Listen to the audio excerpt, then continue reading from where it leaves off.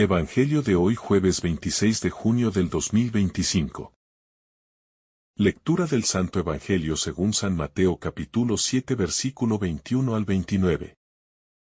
En aquel tiempo, dijo Jesús a sus discípulos: No todo el que me dice Señor, Señor entrará en el reino de los cielos, sino el que hace la voluntad de mi Padre que está en el cielo. Aquel día muchos dirán: Señor, Señor, ¿no hemos profetizado en tu nombre y en tu nombre hemos echado demonios? ¿Y no hemos hecho en tu nombre muchos milagros?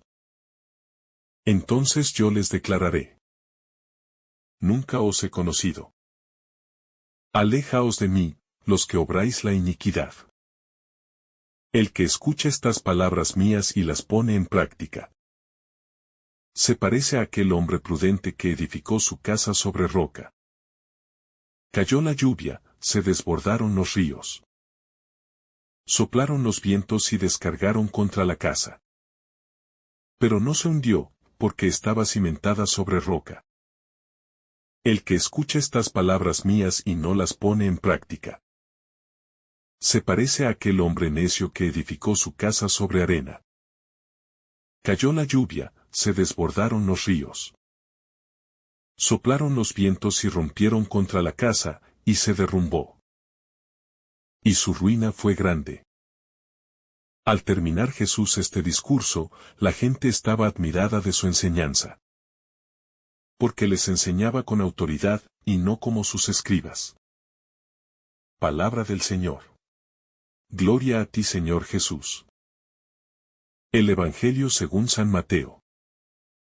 Cierra el Sermón del Monte con una exigencia de autenticidad que atraviesa toda la vida del discípulo de Cristo. Jesús comienza con una advertencia tajante. No todo el que le dice, Señor, Señor, entrará en el reino de los cielos. Revelando así que el cristianismo no se reduce a fórmulas piadosas, sino que exige coherencia vital. Esta frase desmonta cualquier ilusionismo espiritual. La confesión verbal de la fe no basta si no va acompañada de la práctica, de la voluntad del Padre. La distancia entre la boca y el corazón puede ser abismal. Basta pronunciar palabras santas mientras la vida contradice el Evangelio. Con esta declaración, Jesús se dirige especialmente a los que viven de apariencias, a los que reducen la religiosidad a gestos externos sin una transformación interior. La autenticidad que Él espera se mide en la obediencia a la voluntad divina. Un dinamismo que desciende desde la mente hasta las obras de cada día. Así, la fe cristiana es enteramente práctica. Se encarna en el comportamiento, en la ética cotidiana, en la manera de tratar al prójimo. Para los primeros oyentes, esta enseñanza debió resultar tan sorprendente como provocadora. Muchos confiaban en el mero vínculo étnico o ritual como salvoconducto. El maestro reubica el eje de la salvación no en un pasado genealógico, sino en la respuesta presente y libre a la voz de Dios. A renglón seguido, Jesús imagina el día del juicio, cuando algunos, seguros de sí mismos, esgrimirán sus títulos carismáticos. No profetizamos, no expulsamos demonios, no hicimos milagros en tu nombre. Estos prodigios, impresionantes a los ojos humanos, no convencen al Señor si están desligados de la justicia y del amor. La escena es dramática porque retrata un autoengaño religioso. Se puede obrar cosas extraordinarias y, sin embargo, no estar en comunión con Dios. Jesús, en un juicio inapelable, dirá: Nunca los conocí, aléjense de mí, ustedes que obran la iniquidad. Aquí el verbo conocer expresa una intimidad que no se improvisa. Remite a una relación de amor, de escucha y de obediencia. No es el lenguaje del éxito sino el del vínculo. Dios no se deja impresionar. Busca el corazón humilde y la justicia operante. Es revelador que Jesús asocie la práctica de la iniquidad con ministerios espectaculares. Advierte contra confundir carismas con santidad. Los dones son señal de la generosidad de Dios. Pero su ejercicio no suple la falta de conversión personal. El texto subraya una dimensión ética ineludible. La voluntad del Padre se realiza en la concreción del amor. La parábola siguiente ofrece la clave visual. Dos hombres construyen casas, uno sobre roca, otro sobre arena. Ambos escuchan la palabra, la diferencia está en la decisión posterior. Uno la pone en práctica, el otro la deja inerte. La roca simboliza la obediencia. Fundamento firme que resiste tormentas, vientos y lluvias. La arena evoca la superficialidad. La inconsistencia de quien vive de emociones pasajeras sin raíces profundas. Las inclemencias representan las pruebas inevitables de la existencia. Enfermedades, pérdidas, contradicciones, persecuciones. Quien ha cimentado sobre la roca permanece. Quien confió en la arena se derrumba con estrépito. Esta imagen trasciende la dimensión individual. Se proyecta en comunidades. Instituciones y culturas que pueden edificar sobre valores sólidos o sobre modas efímeras. La propuesta de Jesús es construir una civilización del amor sostenida por la verdad del Evangelio. La roca no es una idea abstracta, sino la persona de Cristo y su palabra eficaz, capaz de sostenernos. Aceptar su señorío implica dejarse esculpir por el Espíritu Santo en cada decisión cotidiana. La tensión entre oír y hacer recorre toda la Escritura. Escucha, Israel. No es un llamado teórico, sino una invitación a vivir el mandamiento. El peligro radica en convertir la fe en simple información religiosa, sin transformación moral. La comparación final con la ruina total subraya la seriedad de la elección. La casa sobre arena no se inclina un poco. Se viene abajo por completo, imagen de una existencia construida sin referencia a Dios. La sociedad contemporánea ofrece múltiples arenas. Relativismo, individualismo, consumismo, superficialidad. Frente a ellas, la roca permanece. La verdad revelada, la liturgia, la caridad concreta, la comunidad eclesial. El pasaje concluye describiendo la reacción de la multitud. Se asombraban de la enseñanza de Jesús, pues hablaba con autoridad y no como los escribas. La autoridad de Cristo proviene de la coherencia entre su palabra y su vida. Él mismo es la roca. Su palabra no interpreta la ley desde fuera. La cumple y la planifica con su existencia. El asombro de la gente revela una sed profunda de autenticidad. Intuyen la fuerza liberadora de una palabra que coincide con la vida. Ese asombro puede transformarse en conversión o quedarse en admiración estéril. El texto nos pregunta qué elegimos.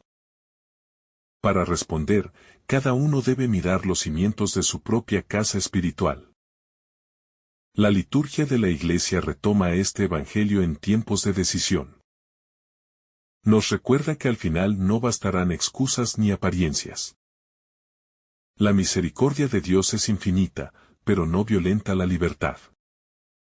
Invita, propone, espera. El cumplimiento de la voluntad divina se verifica en actos de justicia.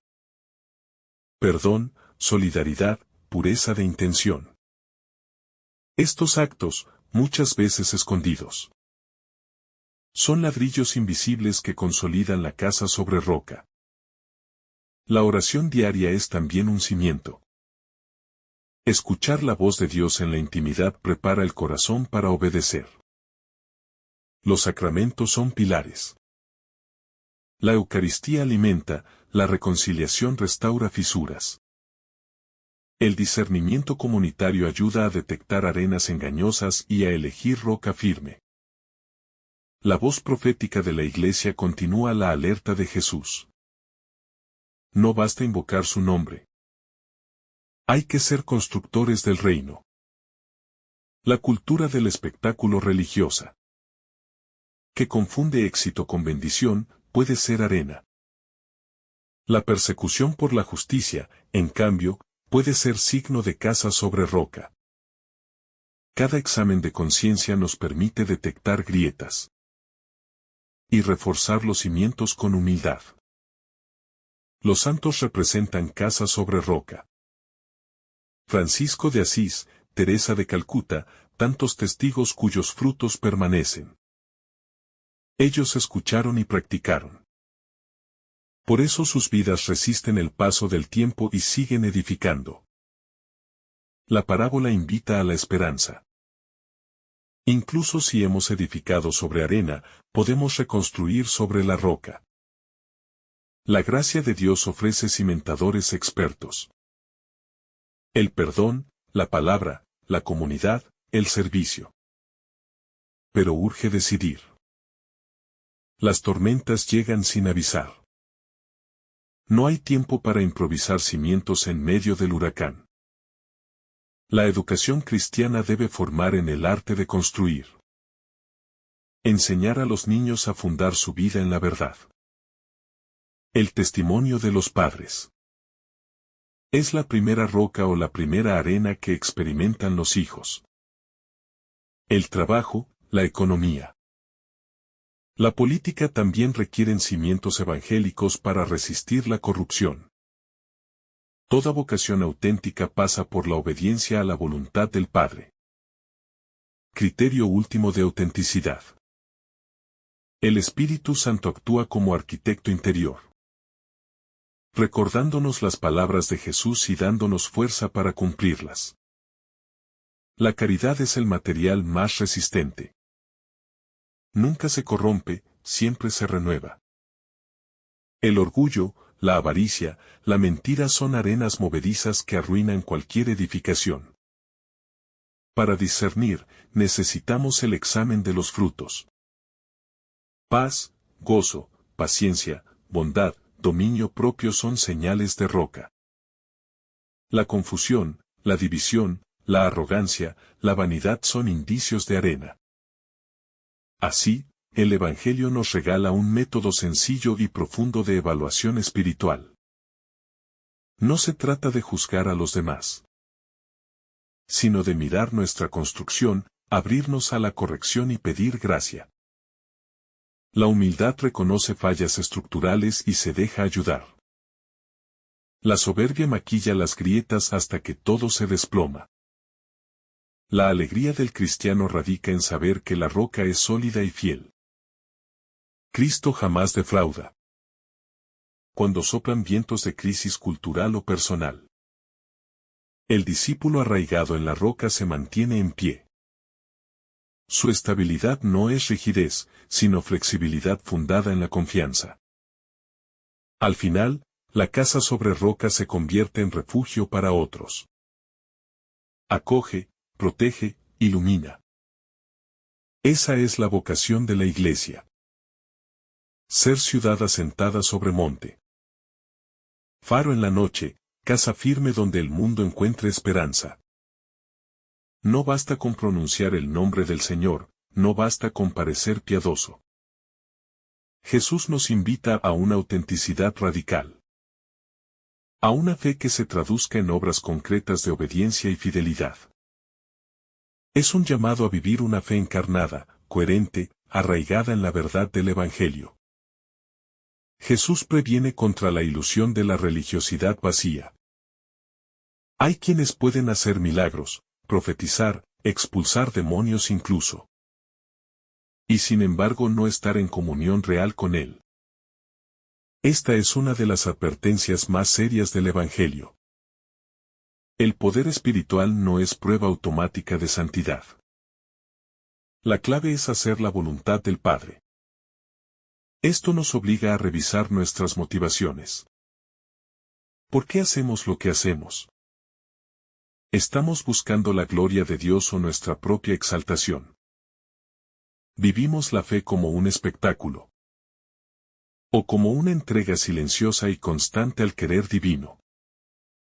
Jesús concluye su discurso con una imagen poderosa. El hombre prudente que edifica su casa sobre la roca. Y el necio que la construye sobre arena. Ambas casas pueden parecer similares desde fuera.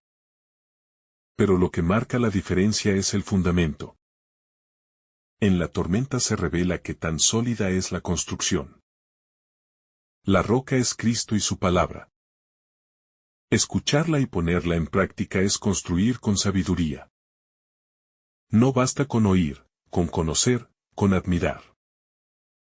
Lo que salva es la obediencia amorosa, la práctica diaria de su mensaje. Es allí donde se prueba la solidez de nuestra vida cristiana. El Evangelio nos muestra que las pruebas y dificultades son inevitables. Las lluvias, los ríos, los vientos representan las crisis. Las tentaciones, los sufrimientos que tarde o temprano llegan. Nadie está exento de ellas. Pero quien ha edificado sobre la roca permanece firme. Esta enseñanza es especialmente relevante en un tiempo como el nuestro, donde muchas veces se prioriza la inmediatez, lo superficial, lo aparente. Jesús nos invita a mirar en profundidad, a cavar hondo, a cimentar nuestra vida en lo que verdaderamente permanece. Muchos hoy quieren una fe sin exigencias, una espiritualidad cómoda, adaptada a sus deseos. Pero Jesús nos llama a la radicalidad del seguimiento. No basta con decir yo creo, es necesario vivir como discípulo. Y eso implica lucha, renuncia, fidelidad constante. El contraste entre las dos casas nos recuerda que hay elecciones fundamentales que configuran nuestra existencia. No podemos construir sobre cualquier cosa. Si edificamos sobre nuestros caprichos, sobre ideologías pasajeras, sobre emociones inestables, nuestra vida se derrumba.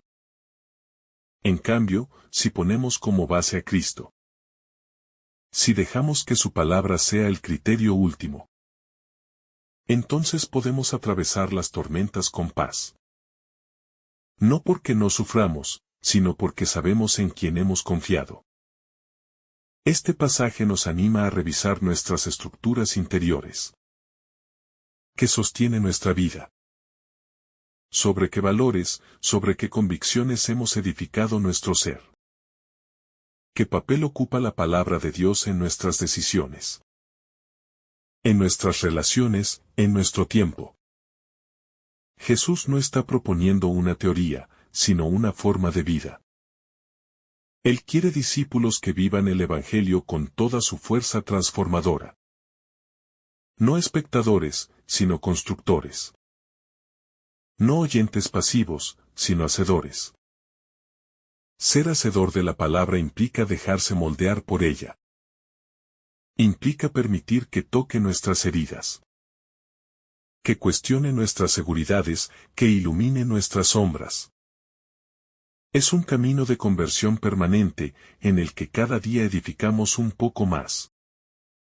La imagen de la casa sobre la roca es también una imagen de la iglesia. La comunidad de los creyentes debe tener como único fundamento a Cristo. Cuando la iglesia se asienta en él, resiste los embates del mundo, los escándalos, las persecuciones. Pero cuando busca apoyarse en el poder, en la política o en el prestigio, se tambalea. Por eso, esta palabra es también una llamada a la renovación eclesial. A volver a lo esencial. A dejar que la palabra de Dios, viva y eficaz, nos renueve desde dentro. A edificar no con criterios mundanos, sino con la sabiduría del Espíritu. Jesús hablaba con autoridad, no como los escribas. Su autoridad no venía de títulos, ni de aprobación humana, sino de su unión con el Padre. Cuando hablamos desde esa misma unión, nuestras palabras también tienen peso, tocan corazones, transforman vidas. Esta autoridad de Jesús es la que necesitamos hoy.